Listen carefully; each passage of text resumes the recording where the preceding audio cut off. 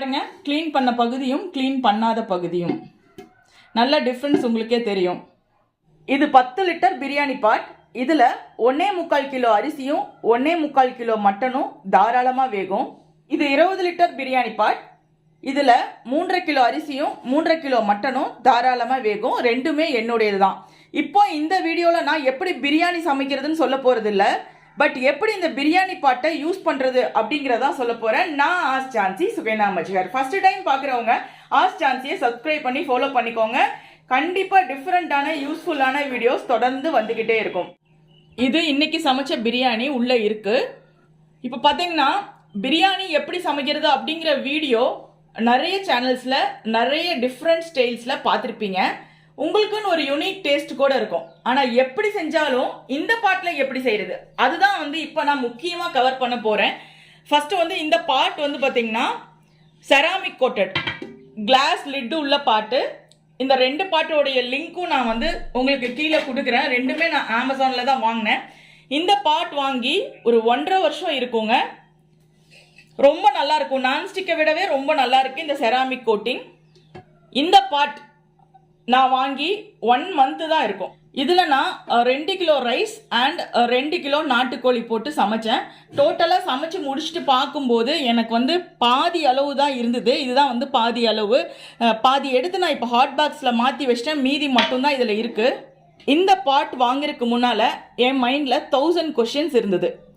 இதுக்கு தகுந்த மாதிரி நீளமான ஸ்பேச்சுலா கட்டையில் நமக்கு கிடைக்குமா, இதை நார்மல் கேஸ் அடுப்பில் வச்சு சமைக்க முடியுமா, இதில் எப்படி தம் விடுறது, அடிப்பிடிக்குமா, இந்த மாதிரி நிறைய டவுட்ஸ் இருந்துச்சு. ஸோ அது எல்லாமே எனக்கு இப்போ கிளியர் ஆகிடுச்சு. இந்த பாட்டோ அல்லது இந்த பாட்டோ நீங்கள் வாங்குறீங்க அப்படின்னா உங்களுக்கும் இந்த டவுட்ஸ் இருக்கும். அதை கிளியர் பண்ணும் அப்படிங்கிறதுனால தான் இந்த வீடியோ நான் போடுறேன். ஸோ இந்த பாட் பார்க்கலாங்க. இதில் 2 பக்கமும் கைப்பிடி கொடுத்துருக்காங்க. கைப்பிடி பிடிச்சி தூக்கணும் அப்படின்னா நமக்கு சூடு இருக்காது. நான் அமேசானில் தான் வாங்கினேன்னு சொன்னேன். இது பிராண்ட் ப்ரமோஷன் வீடியோலாம் கிடையாது. பட் இது இம்பெக்ஸ் அப்படிங்கிற ஒரு பிராண்ட் தான். நான் லிங்க் கொடுக்குறேன். பட் உங்களுக்கு எது பிடிச்சதோ அதை வாங்கிக்கலாம். எந்த பிரியாணி பாட்டாக இருந்தாலுமே குக்கிங் மெத்தடாலஜி இது மட்டும்தான். இதில் இண்டக்ஷன் பேஸ் கொடுத்துருக்காங்க. நான் வாங்கி ஒரு 1.5 இயர்ஸ் ஆயிடுச்சு. ஸோ நிறைய டைம் குக் பண்ணி எனக்கு இந்த மாதிரி இருக்குது. ஸோ இதில் நம்ம கலக்கி விடும்போது நம்ம இந்த மாதிரி நமக்கு ஒரு ஹேண்டில் தேவைப்படும். கட்டையில் இந்த மாதிரி இருந்ததுன்னா நமக்கு கரெக்டாக இருக்கும். ஸோ இந்த பாட்டுக்கு என்ன இன்ச்சில் ஹேண்டில் தேவைப்படும் அப்படின்னா உங்ககிட்ட ஒரு 12 இன்ச் அண்ட் அபோவ் 12-13 அப்படின்னு இருந்ததுன்னா இந்த பிரியாணி பாட்டுக்கு ஓகேவா இருக்கும். இது ஒரு 13 இன்ச் இருக்கும் இந்த ஹேண்டில். இதுக்கு ஒரு மூடி கொடுத்துருக்காங்க. இந்த மூடி பார்த்தீங்கன்னா கரெக்டாக எக்ஸாக்டாக ஃபிட்டிங் ஆயிரும். ஒரே ஒரு சின்ன ஹோல் மட்டும் இதில் இருக்குது. இங்கே பாருங்கள். ஸோ இதில் வச்சு நான் தம் விடும்போது எப்படி தம் விடுவேன்னா, சிலர் பழைய தோசைக்கல்ல அடியில் வச்சு தம் விடுவாங்க. ஆனால் பழைய தோசைக்கல்ல அடியில் வச்சு தம் விடணும் அப்படின்னு அவசியம் கிடையாது. உங்களுக்கு வேணும்னா வச்சுக்கலாம், இல்லை சும்மாவே தம் விட்டுக்கலாங்க.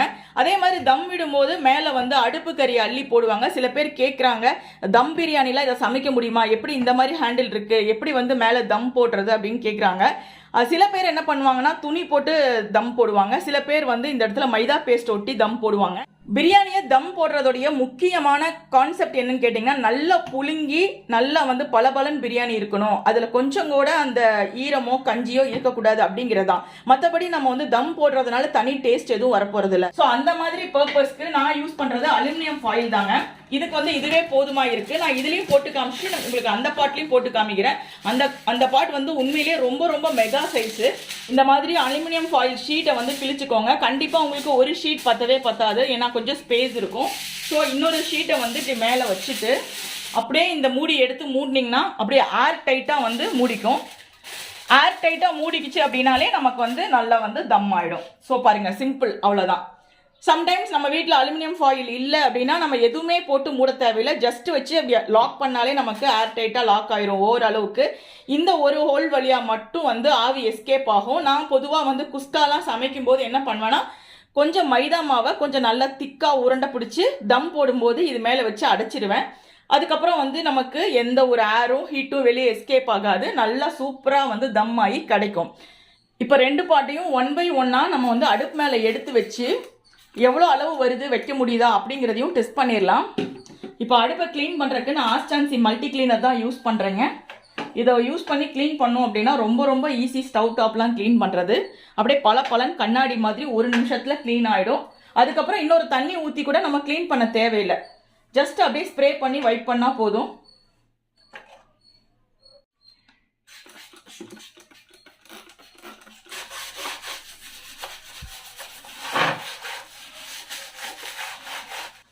askjhansi.com போய் உங்களுக்கு வேணுங்கிற பொருளை செலக்ட் பண்ணி அட்ரஸ் எழுதுனா போதுங்க.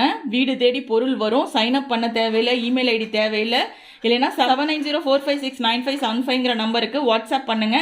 ஆர்டரிங் லிங்க் உங்களுக்கு அதில் வரும். இப்போ நான் இதை எடுத்து அடுப்பு மேலே வைக்கிறேன். இப்போ அடுப்பு மேலே பாருங்கள் எந்த அளவுக்கு வந்திருக்குன்னு. அதே மாதிரி நான் பெரிய பாட்டியும் உங்களுக்கு வச்சு காமிக்கிறேன். கரெக்டாக வந்து இந்த அடுப்புடைய சர்க்கம்ஃபரன்ஸ் அளவுக்கு தான் வந்திருக்கு. 1.25 கிலோ வந்து தாராளமாக இது வேகுது. ஆனால் வந்து ஃபுல்லாக இருக்கிற மாதிரி இருக்கும். ஆனால் அதனால நமக்கு வந்து பிரச்சனை இருக்காது. ஏன்னா வந்து இது ரொம்ப அகலமாக இருக்கிறதுனால நமக்கு வந்து கரெக்டாக வந்து அப்படியே புழுங்கி கரெக்டாக இந்த அளவு வரைக்கும் இருக்கும். 1.25 கிலோ போட்டு வேக வச்சிங்கன்னா. இல்லை கொஞ்சம் கம்மியாக வேணும் அப்படின்னா 1.5 கிலோ போட்டு ட்ரை பண்ணிவிட்டு அப்புறமா நீங்கள் வந்து எவ்வளோ ஸ்பேஸ் இருக்குன்னு பார்த்துட்டு 1.25 கிலோ ட்ரை பண்ணலாம். இது வந்து 10 லிட்டர் சைஸ். இப்போ அதில் வந்து பிளாக்காக இருக்குது பாருங்கள். அது எப்படி போக வைக்கிறது அப்படிங்கிறது இந்த வீடியோவில் பார்த்துடலாம். டெய்லி கிளீனிங்க்கு நான் ஜான்சி டிஷ்வாஷ் ஜெல் வந்து யூஸ் பண்ணுவேன். பட் இது வந்து டெய்லி கிளீனிங்காக வேண்டி மைல்டாக தான் நம்ம தயாரிச்சிருப்போம். இந்த மாதிரியான டார்க்காக கருப்பாக இருக்கிறது என்னைக்காவது ஒரு நாளைக்கு க்ளீன் பண்ணுறதுக்கு உங்களுக்கு டிஷ்வாஷ் ஜெல்லை விடவும் மல்டி கிளீனர் ரொம்ப ரொம்ப பெஸ்ட்டுங்க. நான் இப்போ மல்டி கிளீனர் ஸ்ப்ரே பண்ணி காட்டுறேன். இது அப்படியே வந்து இந்த பிளாக் கலர் வந்து போயிடும்.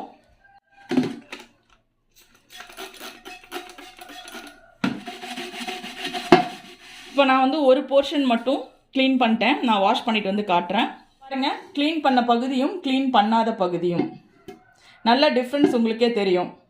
இப்போ நான் இதே போர்ஷனுக்கு டிஷ்வாஷ் ஜெல் ஊற்றியும் க்ளீன் பண்ணுறேன். இந்த சைடு சென்டரில் மட்டும் டிஃப்ரென்ஸ் வரணுங்கிறக்காக கொஞ்சம் போல் விட்டுட்டேன். சாதாரண க்ரீன் ஸ்க்ரப்பர் தான் தேய்க்கிறேன்.